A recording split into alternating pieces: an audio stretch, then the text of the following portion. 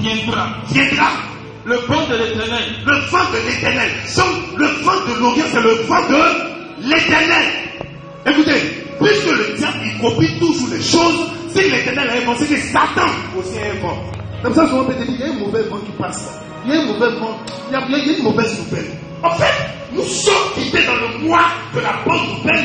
Nous voulons transiter dans le mois de la bonne nouvelle, qui est le mois de la perfection. Même si ma mois de Dieu est le mois de la perfection, et Dieu répond.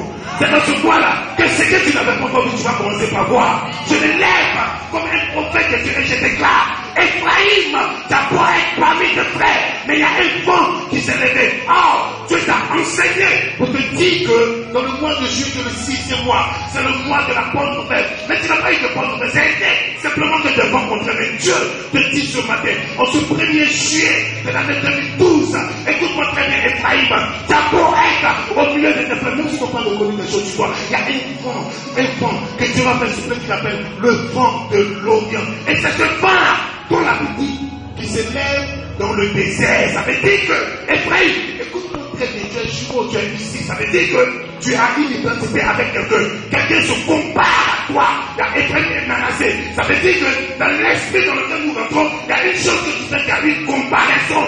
Manassé est à côté. Et toi, c'est Ephraïm. Tu as beau être avec des gens, mais il y a un vent contre le jour. Mais il dit, c'est ce vent qui va se lever dans le désert. Tout désert de ta vie s'arrête.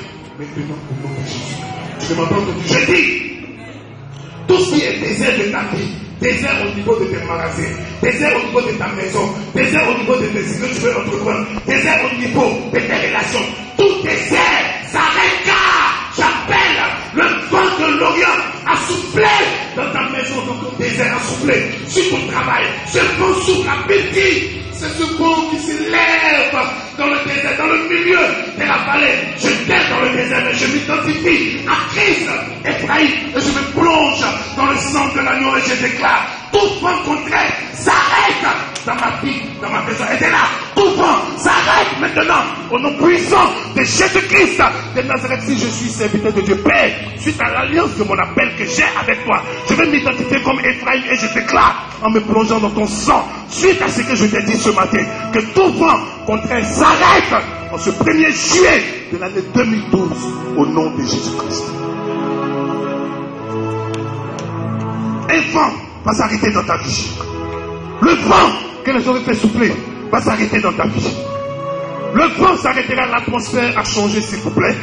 Nous rentrons dans une dimension prophétique par rapport au thème.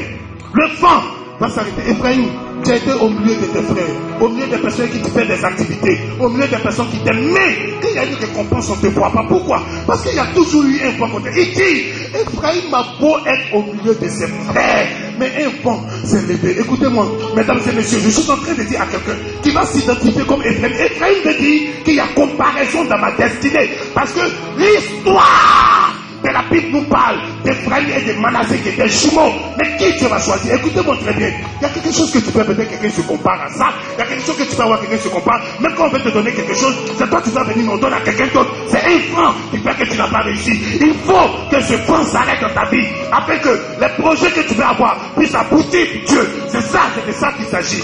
Ephraïm, tu as beau être avec des gens qui peuvent t'aider, mais tu ne crois pas.